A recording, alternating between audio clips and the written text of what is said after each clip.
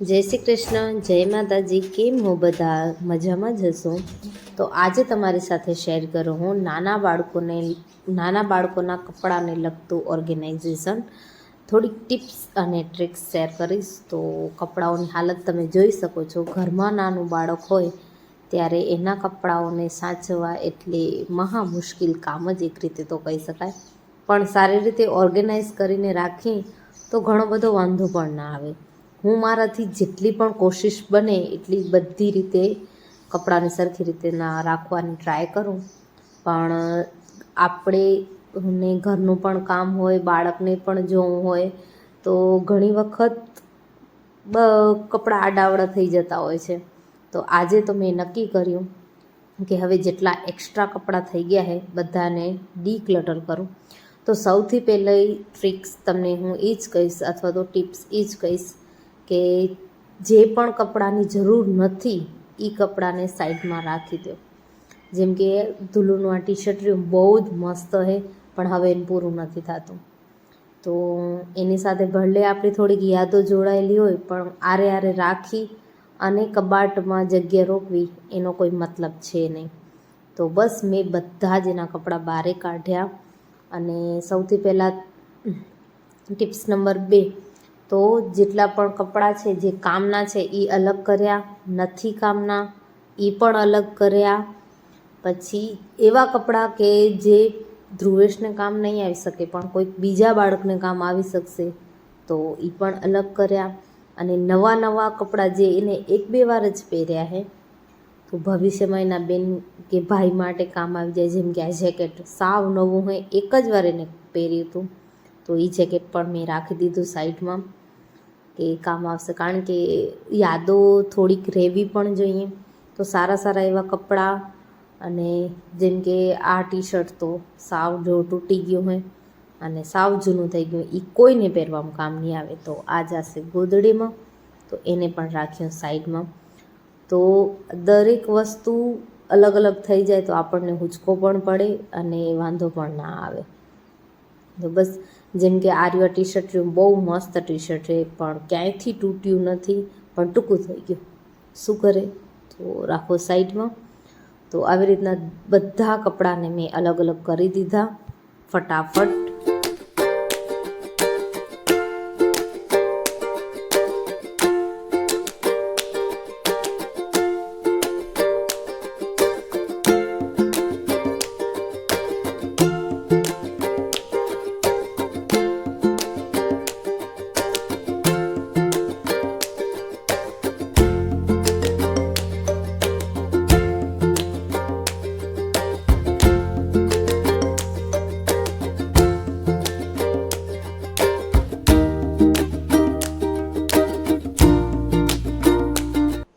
એના જેટલા શિયાળાના કપડાં હતા એ પણ બધાય મેં કાઢી લીધા. કારણ કે ઘણા એવા સ્વેટર છે જેને હવે એકદમ પૂરા જ નહીં થાય. તો જેટલા પણ સ્વેટર હતા એ ચેક કરતી આવી, અને સારા હતા, ટૂંકા થઈ ગયા છે, બીજા કોઈને કામ આવી જશે એવા જ છે બધા લગભગ સુધીમાં સ્વેટર. એના 1-2ની ચેન નીકળી ગઈ છે, તો એ તો હું ઘરે કરી લઈશ મારા મશીન ઉપર. અને જો તમારું બાળક બહુ નાનું હોય ને, તો ખાસ આવા વોશેબલ જે પણ ડાયપર આવે છે ખૂબ જ તમને કામ લાગશે. કેમ કે ઘડી આપણે ડાયપર જે બદલતા હોય છે, ક્યારેક બાળકની સ્કિનને ઇફેક્ટ થઈ જતું હોય છે. તો આ જે વોશેબલ આવે ને, બહુ મસ્ત આવે. ઝાઝુ ટાઈમ ન ચાલે, પણ તોય 2-2.5 કલાક સુધી બાળક માટે બેસ્ટ રહે છે. પ્લીઝ જરૂરથી લેજો. કોઈ પણ નાના બાળકની વસ્તુ જ્યાં મળતી હશે ને, બજારની માર્કેટમાંથી મળી જશે. ઓનલાઈન પણ મળે છે, ઓનલાઈન પણ મંગાવી શકો, પણ આ ડાયપર તો લેજો જ. હવે તો જો કે ધ્રુવેશને ટૂંકા થઈ ગયા, એટલે હું કોઈકને આપી દઈશ, કામ આવી જાય એવાને. તો ડાયપર આ વોશેબલ જરૂરથી લેજો. જેમ કે આ સ્વેટર છે, એ બહુ મસ્ત છે, પણ ટૂંકું થઈ ગયું, એને હવે કામ નહીં આવે, તો એને પણ મેં રાખી દીધું સાઈડમાં.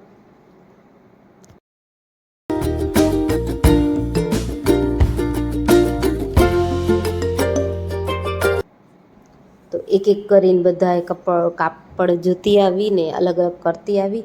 અને હું કાપડ રાખવા માટે વધારે પડતી આવી બાસ્કેટનો જ યુઝ કરું. આ બાસ્કેટ હું ડીમાર્ટમાંથી લઈ આવી હતી, બહુ જ કામ આવી. કારણ કે ઓર્ગેનાઇઝર હોય ને આપણી પાસે તો કપડાં જલ્દી બગડે પણ નહીં અને ફટાફટ મળી પણ જાય.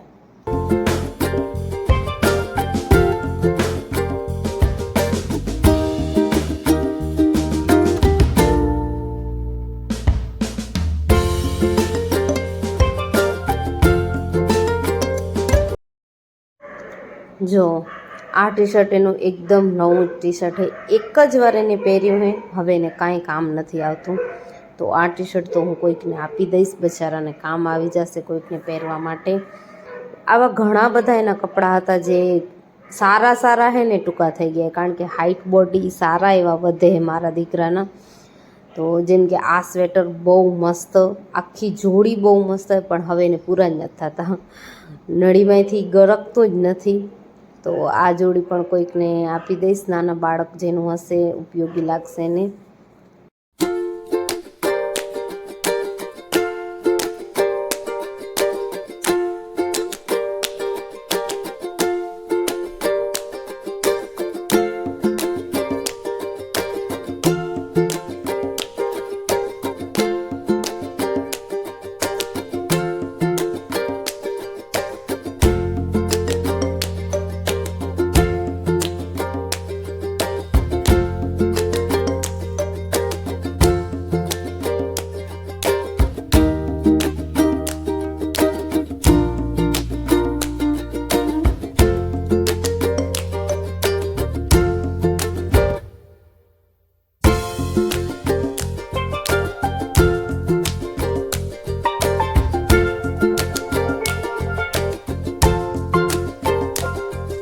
બીજી એક મોટી ટ્રે પણ હું લઈ આવી હતી, આ હું માર્કેટમાંથી લઈ આવી હું.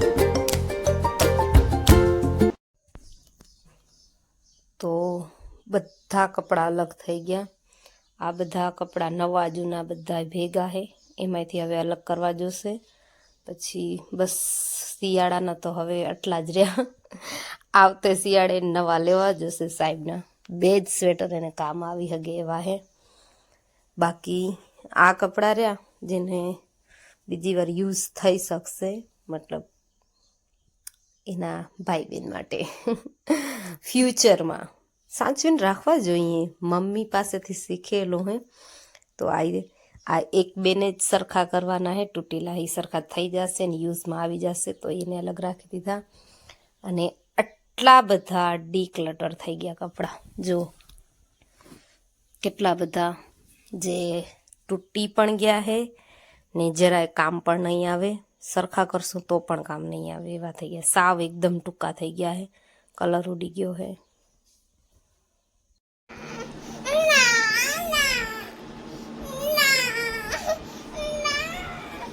હિલો હિલો નથી કરવા, ગાવ હિલો હિલો ગાવ, હિલા હિલા હિલા, ધ્રુવેશ ભાઈ ના હિલા.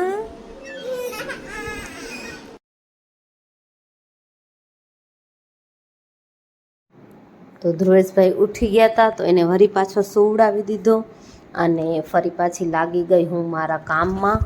હવે જે પણ કામના કપડાં છે એમાં પણ નવા ને જૂના પણ મિક્સ છે, તો એ બંનેને મેં અલગ કર્યા.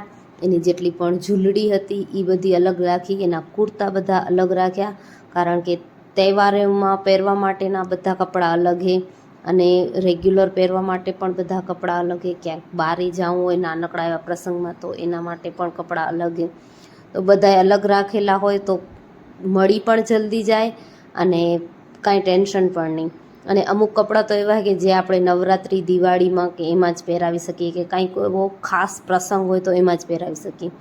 તો એ બધા જ કપડાઓને મેં સરખી રીતના સંકેલી અને અલગ કરું છું અત્યારે.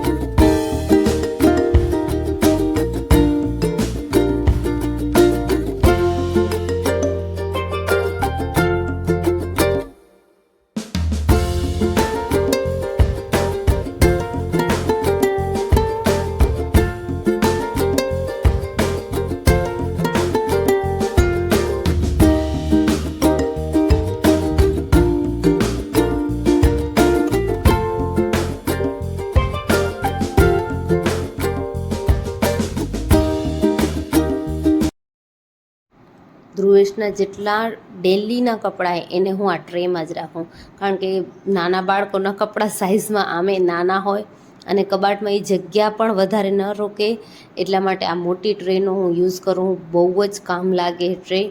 તો તમે પણ આવી ટ્રે જરૂરથી લઈ લેજો. માણસ કિચનમાં યુઝ કરતા હોય, પણ હું તો મને જેટલું ઓર્ગેનાઇઝેશન કરું મેં જો બની શકે ત્યાં સુધી ટ્રેનો જ યુઝ કરી લઉં. પછી આજે આપણે નવા કપડાં લઈ આવીએ એના બોક્સીસ હોય ને, એ બને ત્યાં સુધી તો હું ફેંકું જ નહીં, કારણ કે એ બોક્સીસ બહુ જ કામ લાગે છે. કપડાં બધા અલગ રહી જાય, જેમ કે જેકેટ્સ એની જેટલી પણ હતી મેં બધી અલગ રાખી દીધી, ભરતવાળી જેકેટ્સ અલગ રાખી દીધી, રેગ્યુલર સૂટ્સની જેકેટ્સ છે એ પણ અલગ રાખી દીધી. આ એની જ્વેલરી છે જે નવરાત્રિમાં ને એમાં પહેરવા કામ આવશે, તો એ પણ અલગ રાખી દીધા. તો આવા જે બોક્સીસ રહ્યા ને એ પણ બહુ મસ્ત કામ લાગે, અને કપડાં એની અંદર પડ્યા હોય તો આપણને યાદ પણ રહી જાય અને મળી પણ જલ્દી જાય. કારણ કે ઘણી વખત એવું થતું હોય છે કે રાત્રે કાઢવાના જો ભૂલાઈ ગયા ને તો પછી દોડધામ, સવારના દોડધામમાં આમ તેમ બધા કપડાં ગોતવા જવા પડે, વીખવા, આખો કબાટ વીખી રાખી, ક્યારેક ક્યારેક તો એક મઢ આપણને ગોતવી હોય. પણ જો બધા અલગ રાખેલા હોય, સેપરેટ સેક્શન વાઇઝ રાખેલા હોય તો કાંઈ વાંધો જ ના આવે. એટલે મેં બધા કપડાને સેક્શન વાઇઝ જ રાખી દીધા, કે કુર્તા અલગ, જીન્સ અલગ, ટોપ અલગ એના. અને અમુક આવા જે બેગ આવે, આપણે ખરીદી કરવા જાય ત્યારે સારા સારા એવા બેગ આવતા હોય છે, તો હું આવા બેગનો પણ ઉપયોગ કરી જ લઉં છું. તો જો આ બેગ છે, કુલદીપના કપડાં આની અંદર આવ્યા હતા, પણ બહુ મસ્ત બેગ. તો બસ થોડુંક સારું એવું DIY ઓર્ગેનાઇઝર બનાવી લીધું, સિમ્પલ સાદું, કાંઈ પણ કટકૂટ કર્યાની કાંઈ જરૂર જ નથી. સિમ્પલ રીતે વાળી દો, જેટલી પણ સાઇઝનું તમને જોઈએ એટલું. મને ધૂલુના જ કપડાની અંદર રાખવાના હતા, તો નાનકડી સાઇઝનું મેં બનાવી દીધું એને ચારે બાજુથી, અને મસ્ત એક ઓર્ગેનાઇઝર થઈ ગયું મારું તૈયાર. તો આવી જ રીતના આપણે હાઉસવાઈફને નવા નવા આઈડિયા તો અપનાવવા જ જોઈએ, નહીંતર તો કેવી રીતના બધું ગોઠવવું. ઓર્ગેનાઇઝર હોય તો સરખી રીતના કપડાં મળી પણ જાય. તો આની અંદર બધી એની જીન્સ આવી ગઈ, જેટલી પણ જીન્સ છે, જેટલી પણ ન્યૂ કપડાં છે, બધા આની અંદર આવી ગયા, અને મસ્ત રીતે સચવાઈ પણ જાય અને મળી પણ જાય. કાઢવા ટાઈમે પણ કાંઈ ટેન્શન નહીં. તો આવી રીતના ઓર્ગેનાઇઝર અપનાવતા બનાવીને આવા આઈડિયા અપનાવતા રહેવું જોઈએ.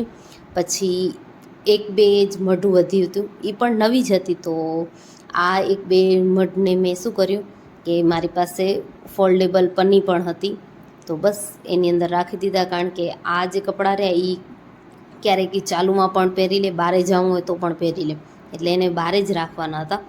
તો ઉપર રાખી દે તો હાલત, એટલે બસ એને સિમ્પલ સાદી પન્નીમાં રાખી દીધા. પછી આવા બોક્સ જે આપણે શું કહેવાય, ચંપલને લઈ આવતા હોઈએ છીએ, તો એ ચંપલના એના બોક્સની અંદર મેં એના સ્વેટર્સ રાખી દીધા. કેટલા બધા સ્વેટર હતા, એમાંથી માત્ર આ 3 કે 4 જ સ્વેટર હવે એને આ શિયાળામાં કામ આવશે.